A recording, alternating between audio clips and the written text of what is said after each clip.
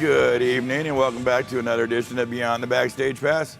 I'm your host, Vince Edwards from Sound Image Productions. You may also know me, see me, hear from me on Facebook, a couple closed Facebook groups I administer called Death by Loadout and another one called The Backstage Pass. This show is intended as a companion piece for those groups, a little something extra, a little something fun we get up to. I'm sitting here with my good friend and co-host, Mr. Kyle Thomas. How are you, Kyle Thomas? Not too bad, big dog. Man, it's always good to see you here. What have you been up to this week? Yeah, I've been busy.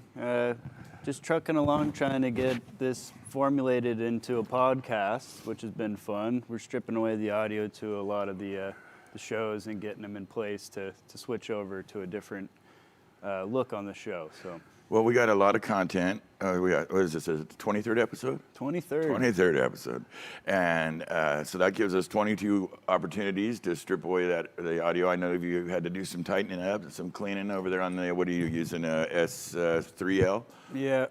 Getting it right, Pro Tools and all. Yeah, it took a minute, but yeah, I thought I saw some middle fingers going towards monitors. There might have been, but I mean, it's on me, right? Like I'm kind of stubborn. I haven't updated my Pro Tools in forever. I'm still on High Sierra. There's all these things that's like, yeah, I've kind of enjoyed not having to think about these things for a while. Usually when you go for a company, you know, these rigs are supplied. You don't bring your own stuff. So. Right. It's kind of cheating in my mind, but it's all worked now and it's on its way. What made you not use this is a question that just came to me, not use the 126 input Pro Tool DDI rig? Well, you know, it's in service for people to train on, and as you know everybody that comes in and out of our door for training. It's yes. like, I would be heartfelt to strip that away and put it into our other rig, especially if we have another option. So you have such a big heart. You're one of them big heart just guys. so big. You're just it's one so of big. the hardy guys. That's very kind of you. Yeah, we have had some weird ups and downs. I think I caught you frustrated on Monday because you came in and oh great, we're gonna discuss the frustrations of my life. Your show files because they're assholes. We learned. Dum Dum 1 to Dum Dum 2. I backed everything up this time. Yeah, you on your stick now? Yeah. You got it all. And now I just get the phone calls from other people like, what the fuck? What happened? Who did this? My shit. What the fuck were they thinking? Yeah, it's always fun around here. You know, we try our best. But we got a lot of people coming in for training. The board's busy every day. We even have a tour coming through on Saturday from an East Coast A1. That should be really interesting, and he's going to take a check around the building and see what he's got going on. We've also got a new guy coming in for training, Cody. I forget his last name. Sorry, Cody. But a guy coming in tomorrow to play with the board from 12 to 6. So we'll see how that goes. I think it might be one of the Southern California kids from our other shop. Regardless, we're always training. We're always keeping up. And, come on up. Yeah. Come join the fun. This is Party Central. Not really, but you know what I mean. It's meant for good times.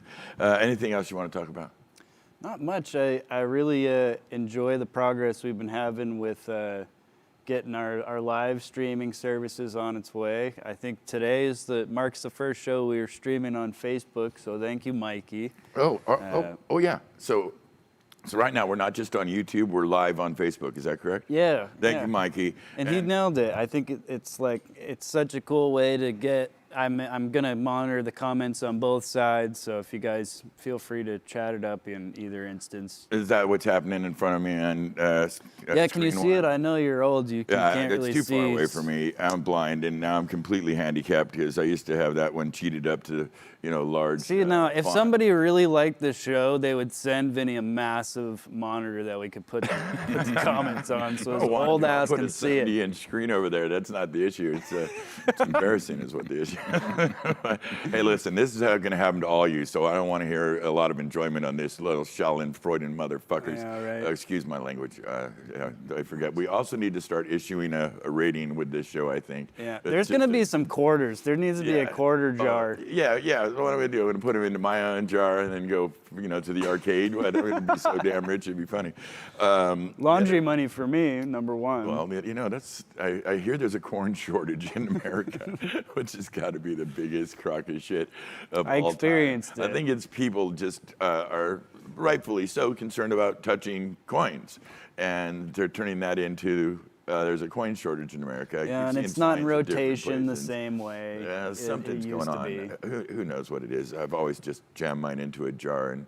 Well, yeah, it was lovely at the height of that, going to maybe the third bank in one afternoon, because the bank closest to my house was closed, indefinitely at this point. Didn't you say something about like needing to set up an appointment to get in or some shit? No, that was Mikey. Yeah, That's we all have these weird things with our bank now, but it was like the third place I went to get quarters for the day. You know, I've let my laundry pile up till I just do it in mass quantity. Yeah. And it was like, after the third place, like, why are you surprised? Why are you so frustrated? It's like, I just want fucking quarters. It's like, no, there's a shortage. Here's $20 worth. Like, see you tomorrow. I have $20.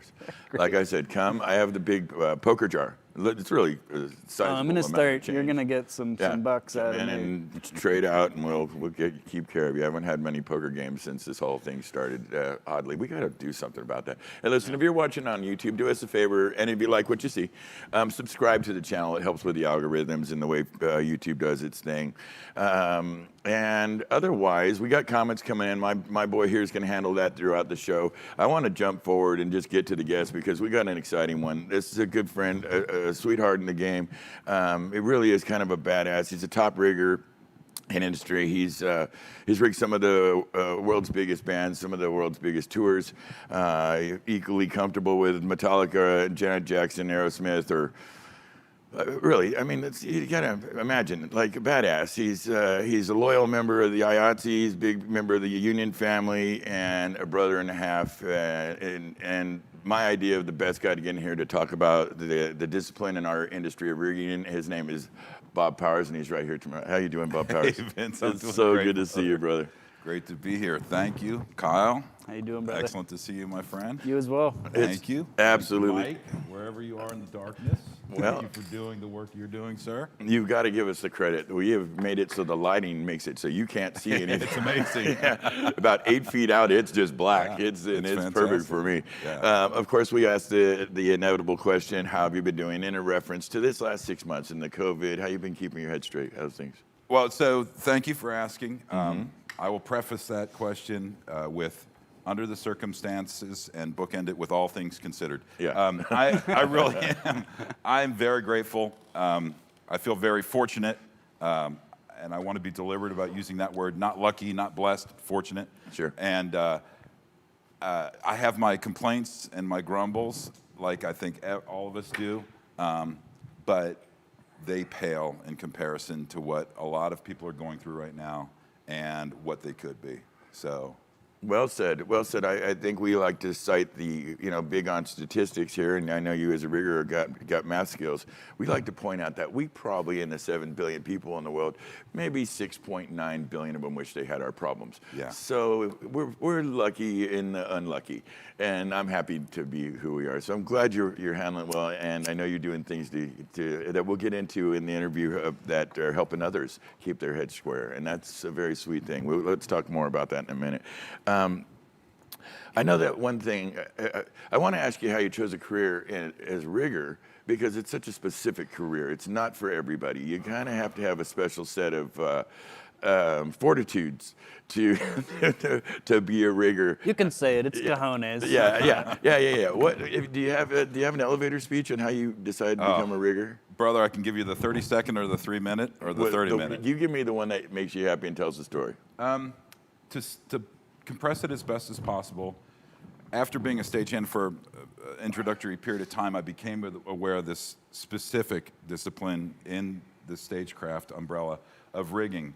And I became aware of it by tools falling around me and raining down around me. And I looked up and I said to myself, I don't know what that job is, but it can certainly be being done better than that. Yeah. And if they're not capable of doing it, I will. Yes. And that's my dad. But in a very polite way, I went and sought out the people who did do that and could show me what that job was. And if you don't mind, I'd like to acknowledge a couple people in that regard. Well, and that's the question I got for you. I know that mentors are important to you. Yes. Talk about them. Well, for example, a gentleman named Eric Simnacher was the first person I met in the Bay Area that gave me the answer to what that job is and how to do it safely. And Eric went out of his way to extend a hand of brotherhood and friendship and to bring me into this specific discipline, the first person of many, many, many. And so he did. He showed me how to do this job safely and correctly and shared that same principle that it needs to be done that way or not at all. And so to answer your question, what got me into rigging was seeing the need that it needed to happen and that it needed to happen safely. That's a very good answer. I'm curious now if you could explain this. We have a lot of different people watching us from many different disciplines, squints and wardrobe people and everybody really. Imagine that, you got the dumbest guy in the room. How would you explain what the rigging department does in a nutshell? So one of the best answers I've heard from this was another gentleman who I absolutely owe my rigging career to, named Rocky Paulson, and he boiled it down to a rigger hangs hundreds of thousands of pounds over millions of dollars of talent.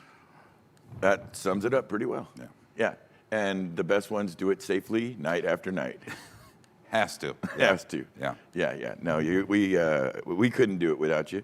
As simple as that. And there's nothing like having the A team out there to instill confidence in all the disciplines when you're in a big place. Like I know you're the head rigger, the lead rigger over at Chase, which is a new shop in our town. The new big, I guess, do the Warriors play there? They still do. Yeah, the Cal State Warriors play there. What's it like being the head guy over at the Chase? All right, so now we're going to the absolute, and I love this because... Oh, I'm going to jump around. Oh, yeah, This is where I feel like I'm at now, and I'll preface this with when the Chase Center is open and gigging. Now, what I am trying to master and perfect what I call executive rigging. See, yeah, go ahead.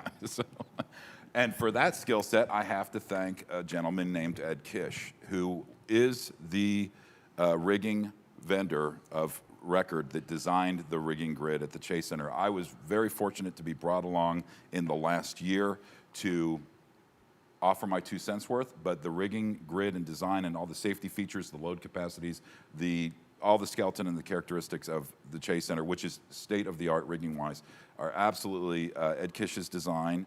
And it has been a dream to get to, he calls it the brain dump. I think we've done 200 hours worth of phone calls, texts, emails, and then drawings, CAD drawings back and forth exchanged, and half dozen in-person visits, him coming to the arena, me going down to his shop in LA. This is all leading up to and the opening of the Chase Center.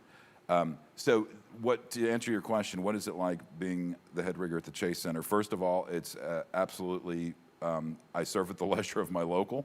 Yeah. What I love about our world is that you're really only as good as your last gig, and that can all change tomorrow. So I walk into that building every day with that in mind. Sure. But when I get to represent my local and be just really the point of contact, being the lead there, the way that rigging has evolved as far as the amount of drawings, overlays, engineering consultations, and overall pre-production that goes into the day of show it's if you were to ask any of us 25 years ago. Yeah, night and day. Oh, it's unbelievable. Yeah, that's right. Yeah. We used to, watch the evolution. Those cowboy riggers that I came up under used to just walk in cold and run and gun. That's exactly and right. be hanging and banging. That's right. And now, if you haven't exchanged at least a half dozen emails over a 3-month period of time and had an engineer in the loop at some point, maybe a wet stamp involved, that's a rarity. The whole nine. Yeah. Yeah. And the local you were talking about is 16. That is absolutely one of the badass locals in the game. For sure. Can you tell us the difference? Because I know you've done a lot of international touring, a lot of touring, and the housework. What's the difference between a touring rigger and a house rigger? I love this. I love this question, and I love to, as my mother would say, and I have to just stop and say, I love you, Mom. I love you, Dad, Annie and Dave.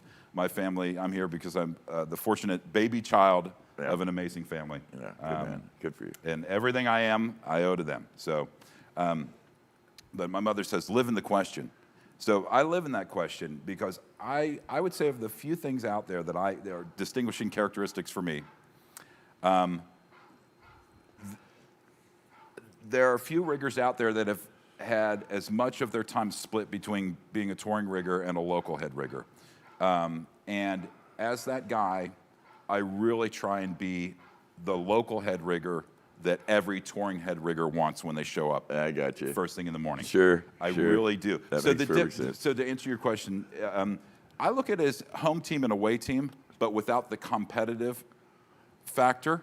We are all working towards the same common goal, but we have two different scopes of jurisdiction. Sure. I'm responsible for knowing that roof, its limitations, and its eccentricities, and that my crew, and delegating the work to them. That's my scope of jurisdiction. It's that head rigger's show, and we are there to hang their show for them for sure. So they're responsible for their gear and their people, and so the two of us together, I like to think, hang the show together. Yeah. So that would be the side from the chase side. Are you, is that, is Well, what I want to make sure I'm hearing you right. Yes, sorry. So if that would be the chase side. So when you're in Sweden, Yeah. How does that change? So now, as the touring rigger, when I come in as the touring rigger, my primary responsibility are to mark that show out, and to supervise my head rigger and local riggers on how they hang my show to make sure that they hang the correct motor in the correct location, that we're not, and this is where it starts to overlap and share, that we're not overloading any beams, Yes. that we're not overspanning, that we're not getting into any rigging practices that are going to compromise safety. But at the end of the day, that's their roof and their crew, and it's my gear and my show and my artist. That's the touring side. Yeah. Yeah, gotcha. Makes perfect sense. That safety has to have a handshake, though, huh? Well, you know, Every time, I would think. yeah, and it's for our industry has gotten much more regulated over the last 25 years. You bet. But I really believe that the effectiveness and the efficiency that keeps us as safe as we are it still comes down to the personal component, those personal relationships, that trust that you build, and that interpersonal dynamic that you have. You can send emails and have engineers that you've never met in your life review, and that's all a very valid part of the equation, and it has to happen. But I don't know. I just think it's still the personal relationships and that trust that we operate on is invaluable. Yeah, no, it has to be. What kind of special training makes one qualified to be a top rigger? Ooh. Well, there really are the two components. There's the mental and the physical, in my humble estimation, and there are more components than that. There are a lot of books that can be read and should be read on the subject. My algebra teacher, if he is watching right now, is laughing himself to sleep because I told you you'd oh use it. yeah, absolutely. If you would have, if you would have told me, 25 years ago that I would need algebra, trigonometry, even some geometry. So those math skills are definitely mandatory. There's a lot of tech that can assist with that, but the working principles of it.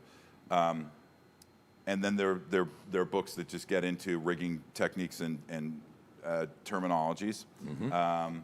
So a lot of book reading. Yes. A lot of physicality. And one thing I wanted to stress is that I think folks out there might have the impression that bigger is better when it comes to rigging. And I've seen some very small women do some amazing things. I really Jesus, man. They're like spider monkeys. That's true. No, I think your dirty little mind took that way wrong. He knew what I was talking Yes. about. Yes, No, they absolutely. fly around on the truss, man. It blows my mind. I would absolutely encourage anyone who is interested in rigging and thinks that I personally think the ideal rigger is about 5'6", 150 pounds, regardless of gender. Yeah. I really think that when you start getting taller than that and larger and heavier than that, you're just having to manage that size. Sure. Strength to weight ratio is absolutely essential for sure. Well, I know The you better. keep up on your physical regimen. Yeah. Right now, my regimen consists of about a pint of Haagen-Dazs a night. But yeah, That's no, when we're everybody's. gigging, yeah, Yeah. that's something that I've really enjoyed as I've aged, because I didn't for into my 40s. Yeah. Was really when my body just stopped being physically fit enough to rig the way I wanted to my happiness. Sure.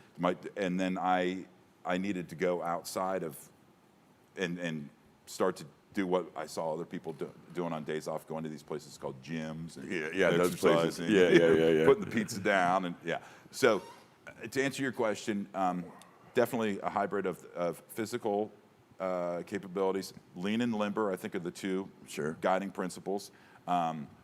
Strength to weight ratio is super helpful, I find. Obviously, all the reading I had. And maybe the last point to address the issue I think most people, fixate on is the working at heights element. I've worked with riggers the whole spectrum as far as their comfort and ease at working at heights. They all have to be at an X level of competency.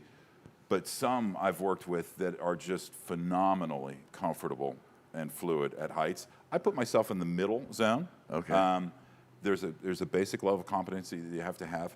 But I think that it's something just like anything else that you can literally work through and work on and become better and more comfortable at. That makes sense. With time. Yeah, but you're right. Us on the ground are looking up there going, Sure. You guys are insane. Yeah. That's usually, I think it's like an 8 to 10 ratio, 8 to 2, maybe out of two of us that are like, I got this. This is, you don't even blink at it. But some of us are just, we're landlocked. And that's okay too. That's just fine too. I think that I've seen a lot of folks, I don't want to say wash out, but that really had their heart and their mind set on it. They bought all the gear, changed their profile photo to show them in the harness the whole bit, and it's just not for them. And they can't get, there's a certain level, not to get too into it, but you cannot have a career working at heights where you don't contemplate your own mortality at a certain point. I bet. And just you have to find a place that you're comfortable with, that you can rationalize to yourself every day that you wake up and go climb out and do what you're doing. You're doing everything in your human power, and the statistics are infinitesimal against the risk of a fall, but it is a reality, and everyone's got to mentally find a way of compartmentalizing that risk. To safely complete their task. Still be aware of it. Yeah, and That's the weird. I just brought it up to a couple of my buddies that are in the Iron Workers Union, and it's like they say it's like you get too comfortable, that's when the errors happen. It's like you always have to be aware of that morality kind of that standing you have. Mortality. Yeah. Absolutely. you're absolutely right. It's a mental state that especially a career rigger needs to find, and then the trick is to stay in and find a way of, for me, I had a really vivid experience years ago, fortunately, where I was going locally, Cow Palace, challenging place to rig, and I really needed to be mentally focused on everything I was doing, not for my own sake, obviously, but for everyone underneath me. Sure. And I had had a really nasty, blowout with the ex, and where you're leaving the house, and the last thing they say to you is something that you don't want to hear, Yeah, sure. And that was just ringing in my brain bad. the whole time I'm up there. You still got to work, still got to load in, still got to rig, still got to climb, still got to pull. Right. And I just couldn't push it out. And got through the day safely and everything, and came home, and I said to her, we need to find another way, because I just can't do that again. Yeah, It's not right for those people underneath me. And I know that's huge for you. I know that a big part of your mindset is not just that you make it home alive and safe, but that everybody around you and the crews and the teams that you work with and the artists and the audience, that everybody related to your work comes out of it right. I hate to admit it, but I really do care about all the people I work with. There's just nothing wrong with that. And I think the key word there was compartmentalize. For that little bit of that little nagging thing that's got to be in anybody when it comes to working at heights. You got to compartmentalize that. I would think that is probably the key, to put it in the right space. understand it and move forward and be, productive and efficient Yeah. and safe. I want to move on to the rock and roll part. This is what the audience loves to hear. It's a little clickbait of things, words like Metallica. I know that you have worked with Metallica, a band that is known for putting up some of the biggest rigs and biggest shows in the world, those big Meyer rigs. But I know you're on that team and have done this many times. But Metallica is actually kind of one of your formative rigger experiences, if I understand. They had early on in their career, it wasn't that early, but back in the day, they had this very trick set. Explain it. Yeah. Explain it, how this kind of segued into you finally actually working with this band, but also got you into rigging. Thank you for reminding me of this. This is just one of the things this makes me, it's part of the paycheck for me, one of these life experiences where I grew up as a fan of the band, obviously, and I was working as a stagehand, but I wasn't aware of the rigging department. I was primarily lighting up until then. And so I had friends further along in their career that were out with Metallica. They were in town, went to visit them. It was the And Justice for All tour. And it just so happened it was the Cult Sonic Temple album cycle opening for Metallica and Justice for All, right in my wheelhouse. And I'm watching the show, and the Metallica set ends with a truss on the upstage on 2 points that has a pyro cue and a quick release, and that truss swings and smashes into the Lady Liberty set doors. I know all this now. I didn't know what had happened then. I just saw this thing swing and crash and explode. It appeared to be a failure when you. Oh saw it. yeah, but a planned failure, but an excellently executed, excellently executed planned failure. That's right. And I just literally said, I don't know what that job is, but I want to do that. That was cool, and right? then you grew up. Yeah. So, flash forward years later, I'm on David Bowie, and the rigger I'm working for at that time is a gentleman named Bart Durbin, and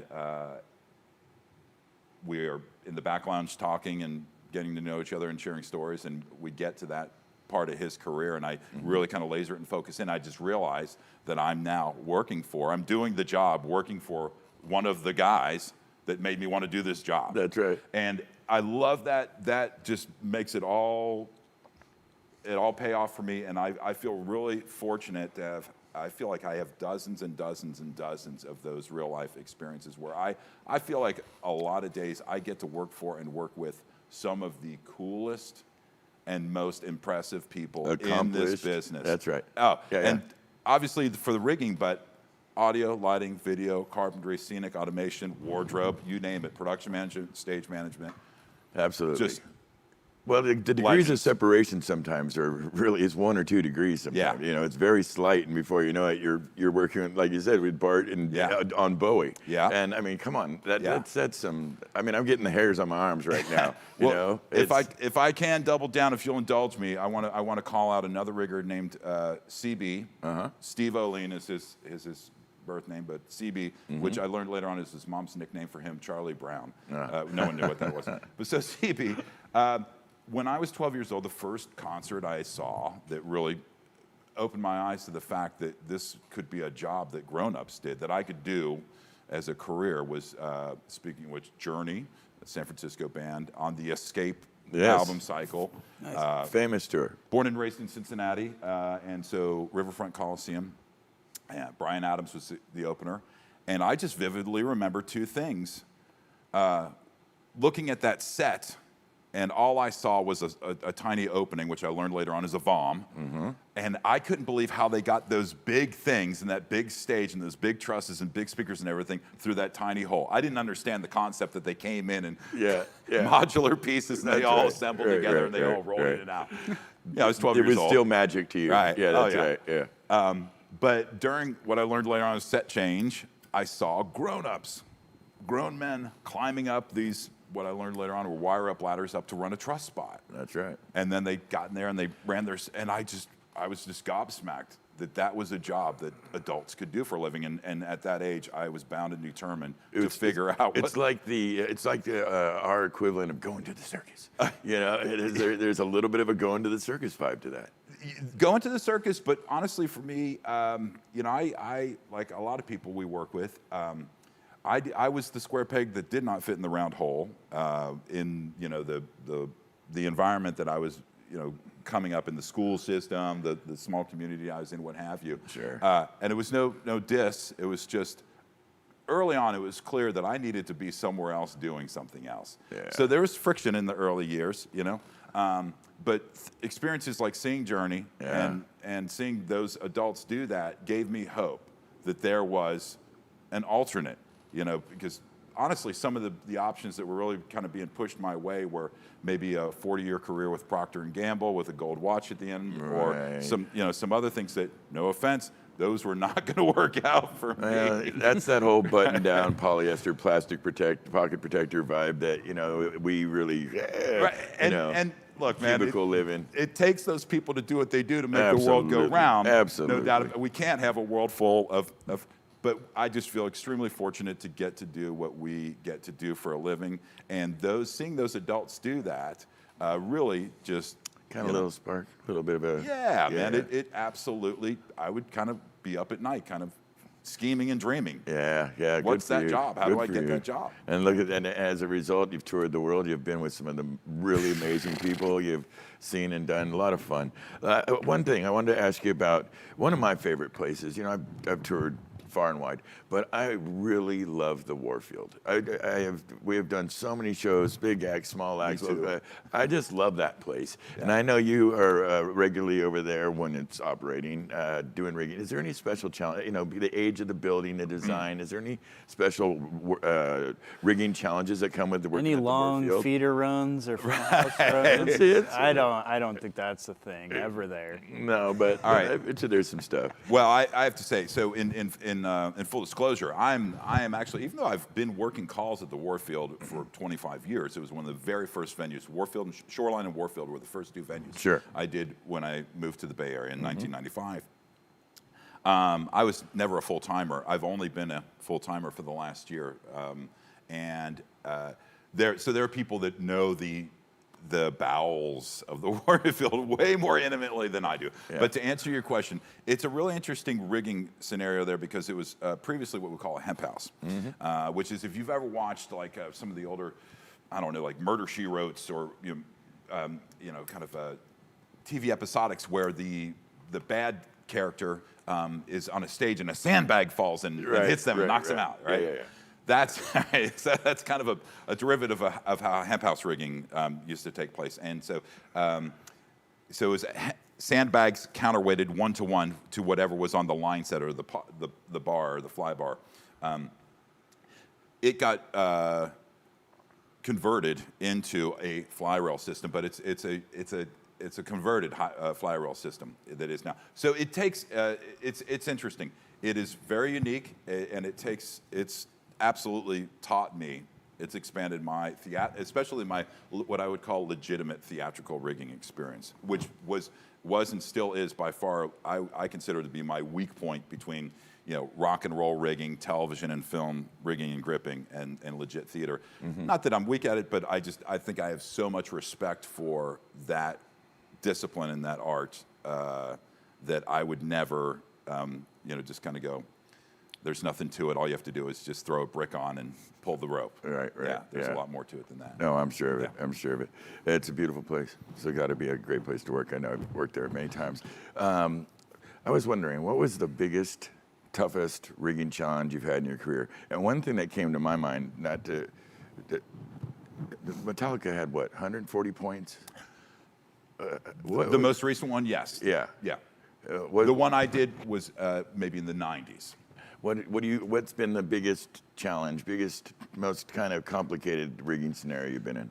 All right, so one of the first 100-plus points, and I was not the head. I was one of four, partnered with three of the best touring riggers out there: CB, Steve O'Lean, Michael Gomez, and Russell Glenn. Some legends right there. Absolutely. Yeah. And I have to also acknowledge Michael Gomez for being the rigger that was my partner on David Bowie after Bart left, and also inviting me on a Metallica. So Michael holds a very special place in my heart, and anyone who knows him, former Greco-Roman Olympic wrestler. Yeah, he's kind of formative mother. Crazy. Yeah. So Delirium was the name of this tour, and it was Cirque du Soleil's first arena tour. It was 127 points. It had 24 two-tons that ran the length of the arena floor from hockey net to hockey net. So it had a footprint that went well beyond any rigging footprint of any other show coming in. Yeah, that's massive. Yeah, and so the challenge on that one, the weights, and CB was the boss, and watching him, manage the weights on that show, which were significant, and it's what we call a dynamically loaded show, where it doesn't just fly up and sit. Then it gets loaded up with dozens of performers that raise and lower and track left to right. So we had load cells throughout the entire grid of that show. We had it on what we call a Crestron panel. So it was a large touchscreen panel that had a live load readout of what weight all those motors were seeing. And you would see that weight ebb and flow as the loads transferred. We had to guide that whole structure off. So it was a 200-foot wide by, or 200-foot long by 40-foot wide grid that once you get people on it, airless moving, it oscillates, and the whole thing, if you don't have it guide off, will just start oscillating like that. Yeah. Well, in most American arenas, there's this big old honker right in the middle called a scoreboard. That's right. That's so right. this grid actually captured the scoreboard in most of the arenas that we played. The scoreboard didn't retract high enough, so there was a 40 by 40 hole in the middle of this grid. So we would build our grid, fly it up, and sometimes literally have a credit card gap between the grid structure and the scoreboard. And if you didn't know, they're really sensitive about their scoreboards. They're very expensive. They're not they don't cheap. like seeing That's your right. stuff get close That's to it. exactly So right. Delirium was just an amazing rigging experience. Later on, Bart Durbin came and joined us on Delirium, and then later on, Chuck Melton did too. Wow. And these are just That's the the big. best. That's the A team right there. Absolutely. Yeah. So Delirium for me, and why I wanted to tribute CB for the one lesson not of 100 that he taught me was a person can rig a show flawlessly if they hold themselves to that standard, and that was his MO. And his standard was set so high that I knew, because if you didn't, you got an ass doing like nobody's business. I bet. And that was okay. And I really actually appreciated that. And I think a lot of us actually appreciate having some discipline and structure. Absolutely. And some accountability. when We it comes thrive on it. Yeah, right? As need much a as we little. like to play it like we want it fast and loose, you can't rig that way, that's for sure. No. So that Delirium tour will always be really a landmark tour for me. Yeah, it sounds special.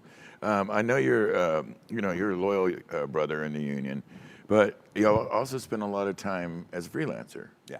So, what's the comparative differences between the lifestyle of a freelancer and a life as a brother in the union? And then don't just say benefits, because we all know the benefits. You know what, man? Not to tip my own hat, but they couldn't be more different in certain sense. And you just have to literally spin your hat 180. Yeah. Or at least I do, because you cannot expect, a union person to come in with necessarily the same mentality as a person on production's payroll. Yeah. And vice versa. And what's been important for me is to hopefully know my role, and remember what role I'm playing that day. And so, the way I was raised is that it is the touring production's responsibility to be the tip of the spear, the lead, to set the agenda and to frame out the expectations, and to appropriately motivate and energize and drive and direct the crew to act out that script. That's a critically important role that you play in doing that. I think so. Yeah. Not in personal importance, but the job is very. It's important that be done correctly. For example, from the production side, I think it's critical and mandatory that you treat all of your local crew with the same respect and dignity and decency that you would expect in return. Sure. And I didn't come into it with that attitude. I learned that from watching others. Charlie Hernandez, for example, a production manager I worked for. Charlie's good. When promoters would try, especially out of country in Europe and whatnot, would try and only feed the touring crew, would say, absolutely not. If we're eating, they're eating. That's right. Make it happen. Yeah. And just insisted on that's the way we do business. You know, we treat people with the same basic dignity and courtesy and respect that we expect in return. Conversely, as a local, it's important for me to understand that although I may, finish this load out, get in my vehicle, drive away, and never see this show again, it's in my rearview mirror, these people are, especially in a touring application, are going to be doing the show 50 to 100 plus times. And that it's important to understand why they need everything to be just right. Yeah. That's what they're here for. Well, I think that's probably benefits you and visiting, national tour, international tour, that you have both sides of that, so you can kind of, be able to empathize with the best the needs of the traveling crew instead of the, because we have heard complaints from time to time that the locals can be a little. I can't see it from my house. You're on to your thing, right? And not good for the loadout. Sometimes not good. There can be moments, but Chicago. Yeah, it can be a thing. So yeah, it's always good when you got a guy and the local that has the experience of the road to kind of be able to symbiotically relate to the other side and kind of do what's best for both. And so it's a really great answer. Yeah, real quick, Christine Costello chimed in and said, "You make rigging look good," and I'm actually really learning a lot about rigging. Oh, I miss Christine Costello. That is really great to hear from her. Isn't that sweet? Isn't that sweet? Christine Costello is one of the many persons who make an outfit like Local 16 and operate and be as amazing as it is. Yeah, there's a whole infrastructure of folks that you won't see out on a call, but they handle everything, benefits, logistics as far as getting paid. Yeah, and Christine's part of that team. Yeah. Thank you, Christine. We need that part of the game to be running perfectly. It sounds like you're doing well. Thank you for checking in with us. I know that you've, your career has spanned so many bands, so I had to snatch out a couple of the bigger names that have history and that I kind of have some experience with and know them to be where you have to come correct. You have to bring the full A game. There is no slipping. And one that I noticed on your resume was Janet Jackson, or let's just say the Jackson Camp, period. This is a family that's been doing this 50 years. They know their business. Yeah. They bring a team. And let me ask you, how was it working with Janet Jackson? All right, so I'm glad you asked that, because then I get to, if you haven't noticed the theme, I'm going to name drop and call out as many production people as I can. You feel free. Malcolm Weldon, one of the most amazing production managers out there that I've been fortunate to work for, and Pork Chop, his stage manager, and Whitney is LD. So many amazing. Roy Bennett, the designer. Mm-hmm. Corey Fitzgerald. So to answer your question, and this is where I'm going to scroll down to one of my life's philosophies too, which is sometimes you're not the right guy for that gig. Yeah, and that was Janet Jackson for me.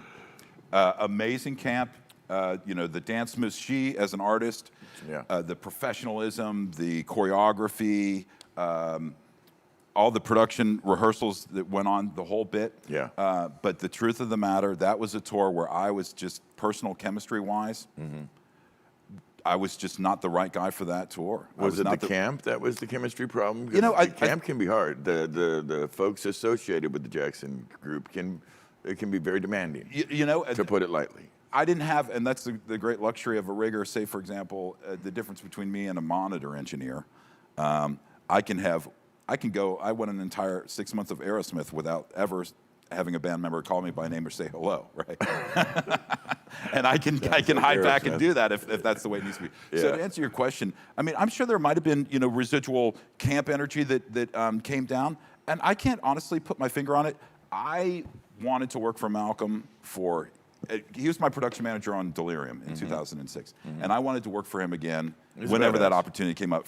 It was heartbreaking to not, and I didn't get fired. It's just when the break happened, he went back to his previous guy. His previous guy became available, and he went back to that guy. Gotcha. And that happens. Yeah, It's of just course. yeah. Yeah. But to answer your question, professionalism, absolutely, and you can understand, why Michael Jackson had more production value in one song than most shows do in 90 minutes. It's very and very that's well just said. their standard. That is Yeah. how they roll. Yeah. They roll deep and heavy, and they bring in the big time security, big time production, and it's always quite an experience. Yeah. And if you can make the fit, it can be fun, but it's always demanding. I never left one of those shows without feeling. Like I left something something behind on the stage for it, to get it done. Is it my imagination? I've been doing this off and on for 38 years or something, give or take. Is there higher incidence of injury in rigging work than in the rest of the disciplines, lighting, audio? Okay, so I'm going purely. This is I have no stats to back this up, and if anyone does, I'd love to see them. I think no. I think because of the connectivity of our worlds now, our lives now. I've been joking for a dozen years or more that if a shackle pin drops in Hong Kong, I will hear about it here before it hits the floor. We can have that level of connectivity. That's very true. So as far as safety, standards and training and governing bodies in our industry, if folks aren't aware of, we have a body called the ETCP, the Entertainment Training and Certification Program, Entertainment Technicians Certification Program, pardon me. And there's a previous one named ESTA, and these are basically our OSHAs of the entertainment industry. And I have not been personally involved, but I've certainly been working side by side with Ed Raymond, Rocky Paulson, Anthony Phillips, Stefan Mayran, 4 Local 16 riggers that were part of the board putting this entity together and the certification program together. So they saw the need for a governing body to address our safety concerns, because if we don't, someone else will. Sure. And we'd rather handle it from the inside. Have a part of the conversation on how to handle these concerns. Mm-hmm. I personally think that our safety standards and our record and our culture is significantly stronger than a lot of the traditional trades that are out there. Mm-hmm. A big part of that is because of the sheer volume. We're a much smaller industry, and we're much more homogenized. Yeah. We're not nearly as transient. A person might go and be a carpenter, a plumber, or electrician for a few years, and then go onto another career. But a lot of people, once they come into this line of work, they make it a lifelong career. So to answer your question, I do not think that things are any more or less dangerous you have to look at the per capita. The business has grown tenfold in our career spans. Oh, yeah. I'll give you a perfect example. On maybe Mumford & Sons, I had a medium-sized show, but I was in between Justin Bieber and maybe Imagine Dragons as far as touring cycles. So every city I was going to, those two acts would either be there the same day, the day before, the day after. Yeah. And I'm putting in a rigging call for 16 over 8, 24 riggers. Justin Bieber's putting in a rigging call for 48 over 12, and Imagine Dragons, 24 over whatever the case may be. So you're asking a local to provide 116 fully trained and qualified riggers on one day to facilitate the needs of these 3 shows. Yeah. That's very challenging in a lot of markets. Oh, boy. Yeah, you get outside of LA, New York, and San Francisco, and that's a real challenge. Yeah, to pull that kind of qualified employees together. So for me, the way I look at it is that, unfortunately, incidents do happen. We are human beings, but if you look at the amount of chain motors, a perfect example, within the first 4 months of Chase Center, we hung 2,500 points. We hung without incident. Yeah. Amazing. 0. Yeah. And so... Who's your top guy there? Is that Morgan Pittman? Who's running the shop? Is the production director. Yeah. Yes. Okay. Mm-hmm. Well, that's a great record. Yeah. Yeah. And going forward, or to date, you guys have a clean record there? 100%. Yeah. Yeah. Yeah. This is why I don't do rigging. I'm still waiting on the load-bearing tie line. Still, Dude, the rope gun. Yeah. rope gun, yeah. But I mean, the The zero load-bearing gravity tie boots. line would Absolutely. be key Me in my too. workflow.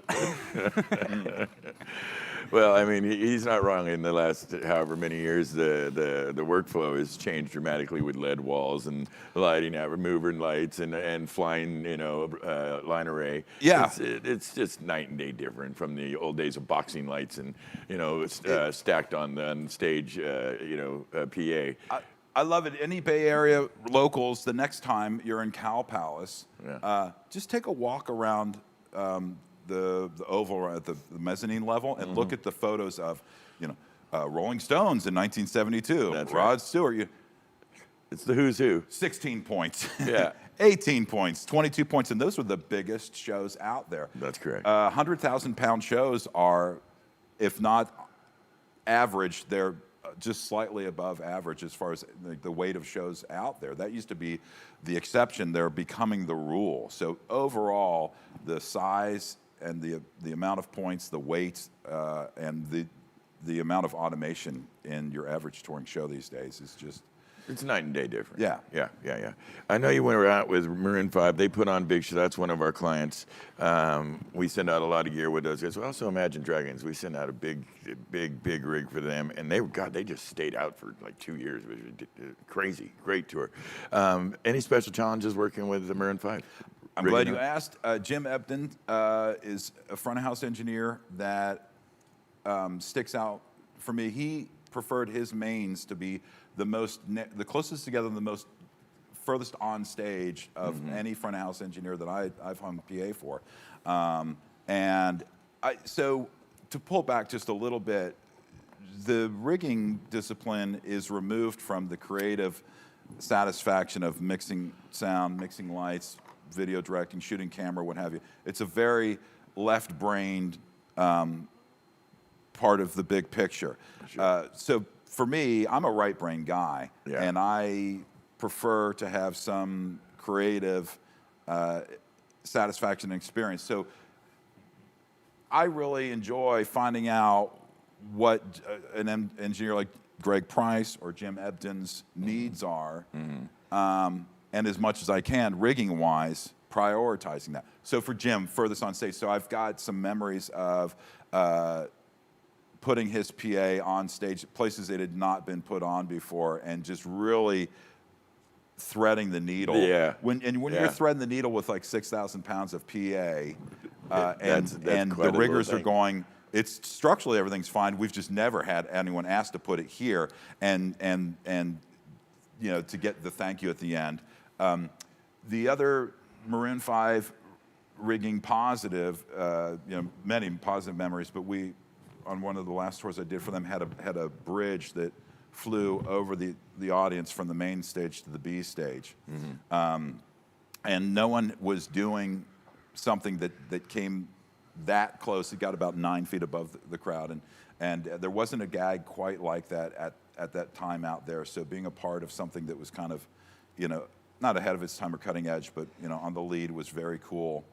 I did have, on the other end of the spectrum, I had a really kind of formative rigging experience with Maroon 5 and Kelly Clarkson at the Gorge. If anyone knows, if anyone knows the Gorge, it's an amazingly beautiful venue in Vancouver, Washington. It's, I think that's one of those bucket list places for people that haven't been there. Gorge, yet. Red Rocks. Red Rocks, yeah. Yeah. You got to go to the Gorge. Got to get that off of the list. Right. So the Gorge is set in a canyon with very few trees around to buffer and resist wind, and a really dynamic weather curve of hot day and cool night. So you learn as a rigger to be quite a bit of a weather person as well. Sure. And the thing for the Gorge is always on your radar is wind. Anyway, they had redone their roof, had a 40-mile-per-hour wind limit, a hard limit, which is actually significant, 40-mile-per-hour wind. The structure is capable of sustaining 70-mile-per-hour wind sustained. So we had the weather system out there. We're watching all day long, and it was one of the most frustrating experiences as a rigger because we had a person in the mix, and it wasn't the production manager, but it was a person of management that was resistant to reducing the rig, safetying things off, minimizing, making augmentations to what was going on out of concern for these winds.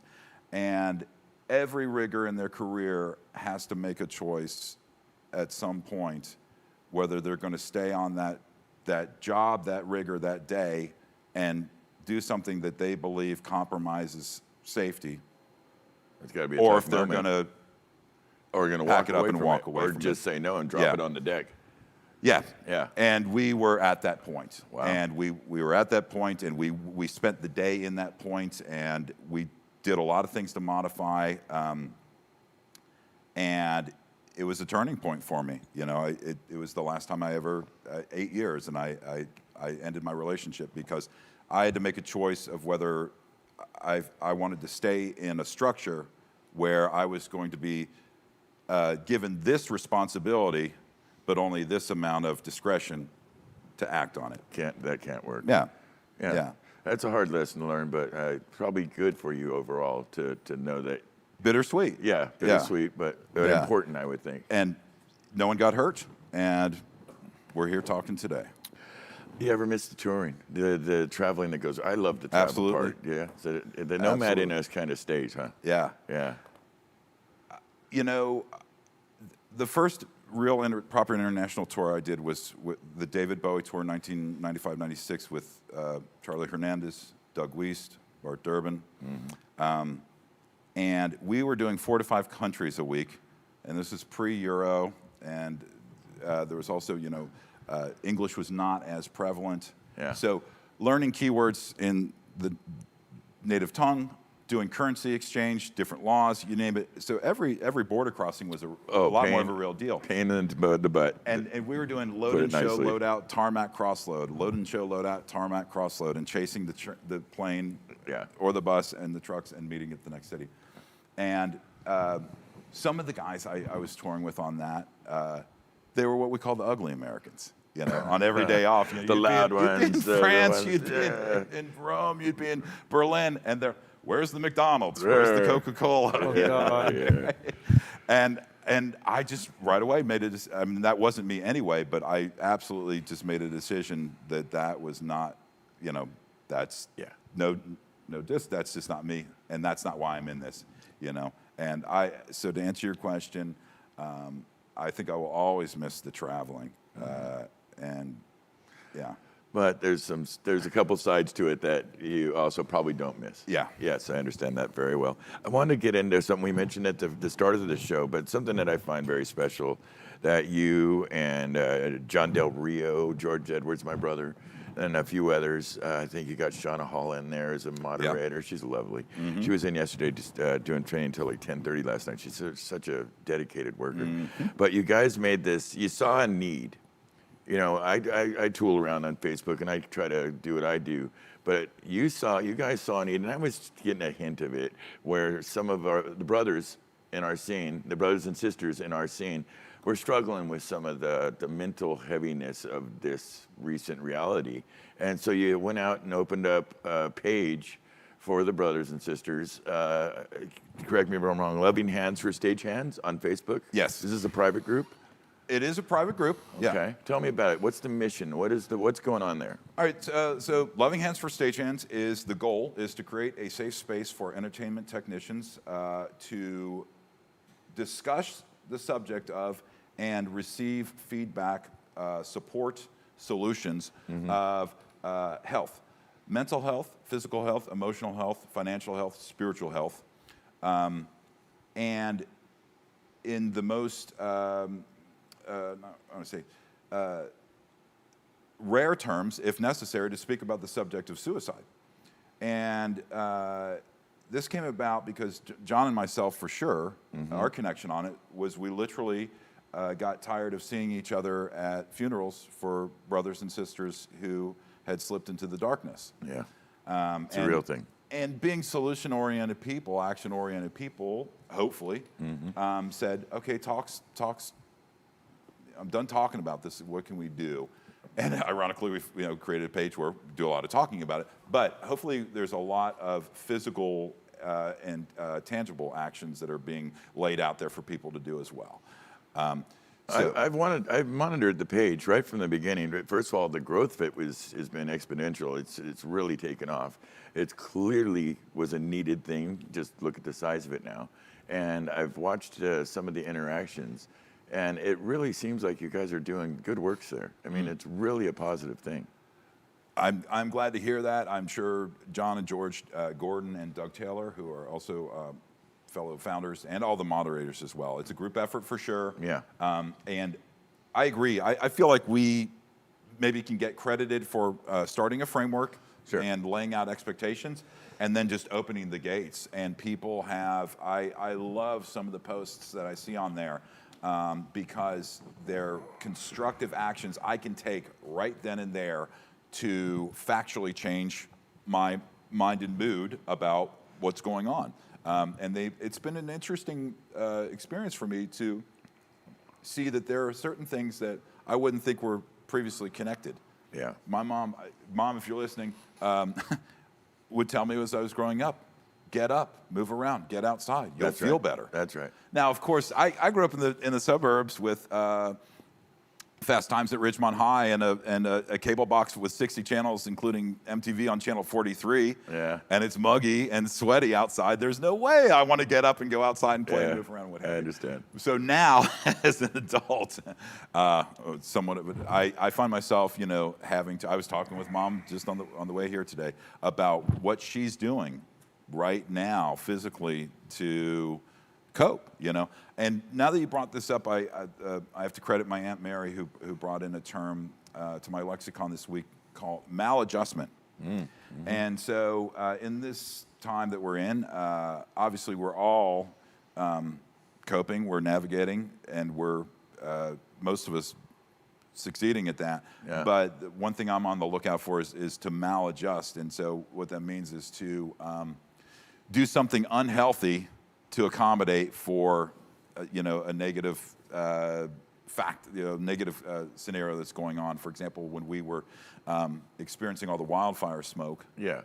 I don't know about you guys, but instead of being able to get up and run or jog or, do a lot of outdoor huffing and puffing, that wasn't an option. So I stayed in for several days. I never noticed the problem. Well, the trick is to not maladjust, my aunt. You ended up staying in. I never really sensed any real issues with smoke in the air, but no, I know what you mean.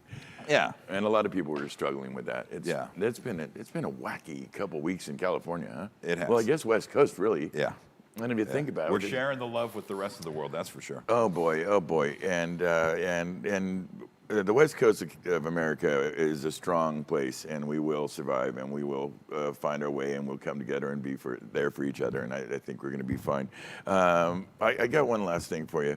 I wanted to know if there's some advice that you'd have for people watching this, young people, any people coming up that share the same kind of desire to go up in the rafters and tool around and play with big boys. Right. Is there some specific kind of advice you could give to future riggers? Oh boy.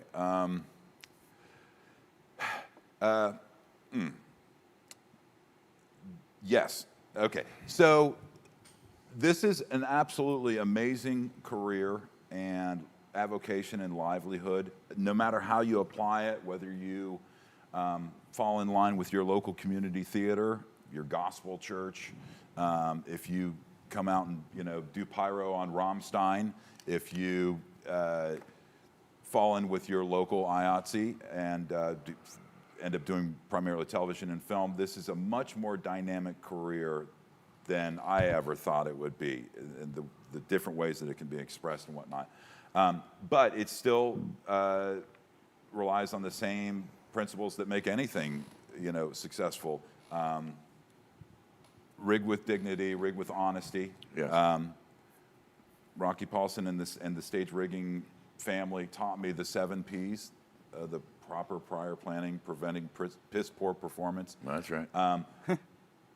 7 P's, baby. Our mine that a little different, but that's awesome. My advice Filthy. would be the hardest thing in life, I think, is to figure out what it is that you want to do. Once you've got that figured out, it's all easy. That's true. You just do that thing as passionately as possible. That's right. And it pays what it pays, and it takes you where it takes you, and the surroundings and the accoutrements are going to be what they are.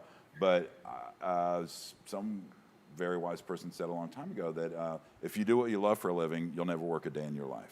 That's where the grace comes from, Yeah. right there. That's the grace, the sweet spot. My brother, it's been a pleasure having you here. thank I'd talk to you all damn night. We've got so many places to Yeah, go. thanks for sharing. We'll carry on, but Thank thank you, you Kyle. so much for Yeah. coming out. We really appreciate you sharing with our audience your very special skills.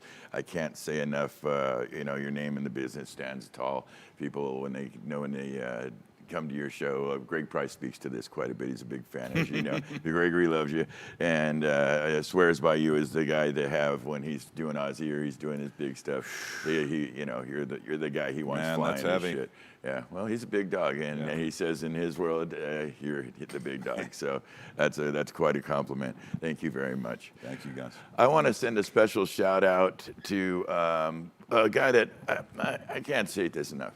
Now, we've got friends of the show. We got Noah the Beard Tanner and Lance Longley and Pat O'Doul and Patrick O'Rourke and Jimmy Toth, good friends of the show. Well, we got this guy, I got to tell you, Charlie Zaricki.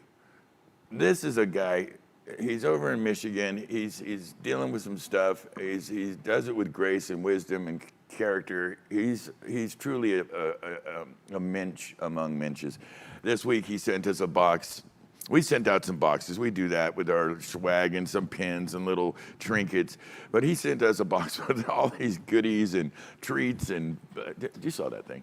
I mean, I ate half of a bag as soon as you opened it. I was like, this is fucking great. wonderful beef jerky and nuts and treats. And it's just such a good friend to the show and a great person. We love you, Charlie, and we hope that things are going well for you. We've got some swag that we've ordered up, shirts and the like, that we'll be sending out to you. Check your mail soon for a small box of hats and different things and pins. And, Oh, wait, hold on.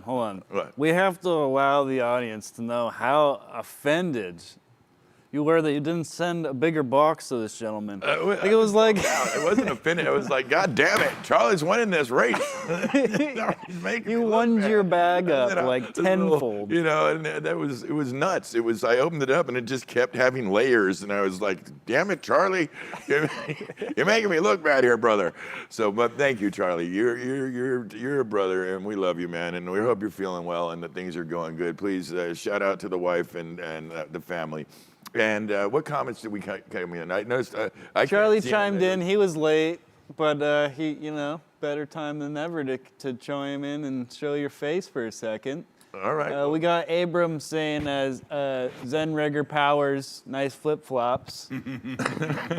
Flip-flop thing. Pat O'Doul, he chimed in again. He said he was a little bit late, but he's going to bring donuts next time. So we're he's squared away. better late than never, Pat. Good job.